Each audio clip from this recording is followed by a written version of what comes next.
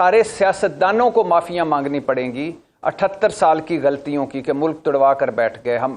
Bureaucracy, صحافت، establishment, سب کو اپنے اپنے کردار پر پچھلے 78 سالوں میں معافیاں مانگنی پڑیں گی.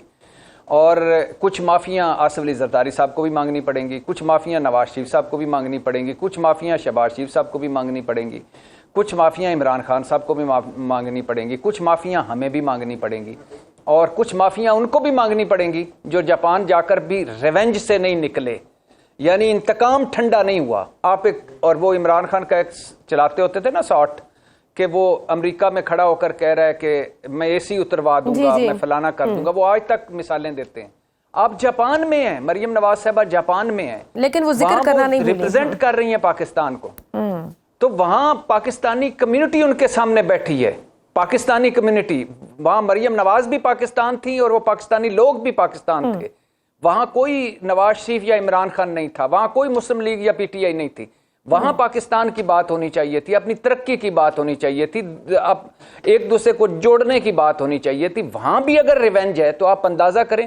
اور ریونج دو لوگوں میں ہوتا ہے، ایک جو بڑا نہیں ہوتا، چھوٹا رہ جاتا ہے، اور دوسرا ریونج جس میں ہوتا ہے وہ کبھی وہ اپنے آپ کو کھاتا رہتا ہے. ایک وقت آتا ہے کہ یہی ریونج اسے لے کر ڈوب جاتا ہے. یہ ریونج جو ہوتا ہے، جب تک آپ معاف کرنا نہیں سیکھیں گے، جب تک آپ بھلانا نہیں سیکھیں گے، آگے بڑھنا نہیں سیکھیں گے، آپ اسی دائروں میں سفر کرتے رہیں گے. تو بھٹی صاحب پھر ساتھ میں جس طرح سے میثاق استحکام پاکستان کی بھی پھر بات جب وزیر اعظم صاحب کرتے ہیں، اور ساتھ میں رانا ثناءاللہ صاحب بھی بار بار حکومت کی جانب سے مذاکرات کی بھی پھر آفر کرتے ہیں، پھر ان سب باتوں کا کیا مطلب ہے؟ یہ مطلب اس کو پھر سنجیدہ نہیں لیا جائے؟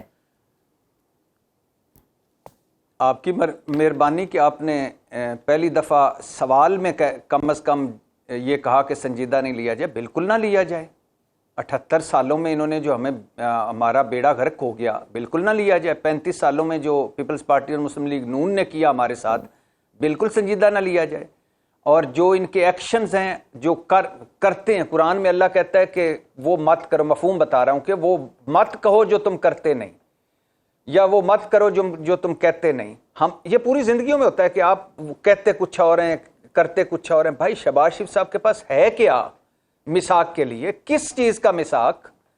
کہ کس چیز کا میثاق آپ کرنا چاہتے ہیں؟ آپ کہتے ہیں عمران خان فتنہ ہے، عمران خان دہشت گرد ہے، وہ 9 مئی کا مجرم ہے، وہ اس ملک کی ترقی اور خوشحالی کے خلاف ہے. تو اب آپ آ گئے نا محب وطن اقتدار میں، آپ پیپلز پارٹی محب وطن ہے، آپ محب وطن ہے، تو اب آپ ملک فوکس کریں گورننس پرفارمنس پہ. یہ جو کمپنی کی مشہوری کے لیے اپنے قد سے اور اپنی استطاعت اور بساط اور اوقات اور حیثیت سے زیادہ باتیں بڑی کرنے سے مذاق اڑتا ہے. اس سے آپ فوکس کریں، چھوڑ دیں کہ آپ فارم 45 کے ہیں، فارم 47 کے ہیں، چھوڑ دیں کہ آپ کی سیٹیں کتنی ہیں، چھوڑ دیں کہ آپ وزیر اعظم کیسے بنے ہیں، چھوڑ دیں کہ باقی جو کچھ ہوا. اب آپ اس کرسی پر بیٹھے ہوئے ہیں تو گورننس پہ توجہ دیں، پرفارمنس پہ توجہ دیں.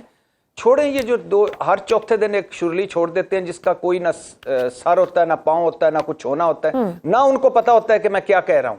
یہ 2-4 لفظ رٹے ہوئے ہیں، وہ رٹے رٹائے لفظ چھوڑی جا رہے ہیں. چھوڑی میثاق پاکستان تو میثاق جمہوریت تو میثاق آئین. اور بھائی کیڑی جمہوریت کیڑا پاکستان؟ توڑوا دیا 24-25 سالوں بعد پاکستان. اور باقی کا جو حال ہے ہمارے سامنے ہے، اور آپ لوگوں کی وجہ سے میں بار بار ایک لفظ کہتا ہوں، یہ بار بار دستک دے رہا ہوں لوگوں کے ذہن پر کہ ہمارے مسائل تب تک حل نہیں ہوں گے جب تک یہ دونوں پارٹیاں یا یہ جو موجودہ سیاسی لیڈرشپ ہے یہ موجود ہوگی. یہ اصل ہمارے مسائل ہیں، پہلے انہیں حل کرنا ہوگا. یہ ریٹائر ہوں گے، کوئی نئے لوگ آئیں گے، لیکن بھٹی صاحب کیسے ہوں گے؟ یہاں تو پھر نظام کو طوالت دینے کی باتیں کی جا رہی ہیں، ترامیم لانے کی باتیں کی جا رہی ہیں، 10 سالہ منصوبہ اور سیٹ اپ کی بھی بات کی جا رہی ہے. آپ پھر اس 10 سالہ منصوبے اور سیٹ اپ میں ان کو دیکھ رہے ہیں کہیں؟ آپ نے پورے ملک کا جو حال ہے وہ دیکھ نہیں لیا؟ خیبر پختونخوا میں کیا ہو رہا ہے؟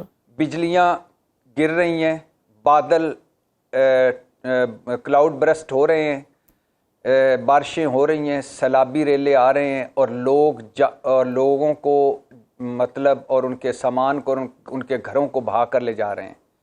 آپ بلوچستان کا حال دیکھ لیں، دہشت گردی اور بارود کے ڈھیر پر. آپ کراچی میں دیکھ لیں اور کراچی کو تو ضرور دیکھیں. آپ کو پتہ ہے کہ اس رواں مالی سال میں سندھ کا کیا بجٹ ہے؟ 3056 ارب روپے. 3056 ارب روپے. یہ صرف میں بجٹ کی بات کر رہا ہوں. اور 18واں سال ہے مسلسل پیپلز پارٹی کو سندھ پر. اور خیر سے 18ویں سال کے بعد بچہ بالغ ہو جاتا ہے اور وہ شناختی کارڈ بنا لیتا ہے. اور 18ویں ترمیم کے بعد جو سندھ ہے وہ مکمل ایک ملک ہے اور مراد علی شاہ اس کے سربراہ ہیں. اور 960 ارب ترقیاتی فنڈ ہے. اور زمین سے تعلیم تک، میں ایک سوشل میڈیا پہ ویڈیو دیکھ رہا تھا، اس میں وہ بتا رہا تھا کہ زمین سے تعلیم تک جو ہے وزارتیں، وہ وزارت اعلیٰ کے علاوہ مراد علی شاہ کے پاس ہیں. اب مجھے صرف ایک سوال کا آپ سے جواب چاہیے. 3056 ارب روپے بجٹ، 960 ارب کا ترقیاتی بجٹ، 18واں سال حکومت میں، وزیر اعلیٰ اپنا، میئر اپنا، صدر اپنا، مطلب حکومت اپنی، اور کیا ہمارے مطلب پیسہ بھی، تو پھر سر وہ پیسہ پھر جا رہا ہے جیب میں، اور کیونکہ کرپشن اور انکمپیٹنس تو پھر پیک اور پہ ہے. ہماری قسمتوں میں مس نیازی، ہماری قسمتوں میں پھر یہ کیوں ہے کہ prince charming under training Zardari صاحب کے کہتے ہیں جب بارش آتا ہے تو پانی آتا ہے، جب زیادہ بارش آتا ہے تو زیادہ پانی آتا ہے، اور جب زیادہ پانی آتا ہے تو پانی گھروں میں گھس جاتا ہے، لوگ ڈوب جاتا ہے، اور نعرہ لگتا ہے جی یہ بھٹو. ہماری قسمتوں میں یہ کیوں؟ وہ پتہ ہے آپ کو، ایک وہ وزیر سندھ کا کہہ رہا تھا پچھلے سیلاب میں کہ مجھے وینس کا لگ رہا ہے ماحول، اور ایک کہہ رہا تھا کہ اپنے یہ آپ کے گناہوں کی سزا ہے، ہمارے گناہ. تو ابھی بھی وہ ایک وزیر صاحب یہی کہہ رہے ہیں کہ میں سپر مین تھوڑی ہوں جو میں جا کے یہ روک لوں. ابھی بھی وہ یہی کہہ رہے ہیں. 10 لوگ مر گئے، 70% کے قریب علاقوں میں بجلی نہیں ہے، انکمپیٹنسی اور کرپشن ایٹ پیک ہے. پھر بھٹی صاحب حکومتوں کے احتساب کا کوئی پیمانہ کیوں نہیں ہے؟ عوام جائے تو کہاں جائے؟ عوام نے 8 فروری 2024 کو جو وہ کرنا چاہتی تھی کر لیا ہے. جب آپ جعلی نظام بنائیں گے، جب یہ اکاؤنٹیبل نہیں ہوں گے، جب ان کو پتا ہوگا کہ بھائی جان شناختی کارڈ اکٹھے کریں گے اور جیت جائیں گے، بھائی جان ووٹ خریدیں گے اور جیت جائیں گے، بھائی جان کسی کی اور صندوقچی اپنی صندوقچی سے بدل لیں گے اور جیت جائیں گے، تو پھر کون سا احتساب؟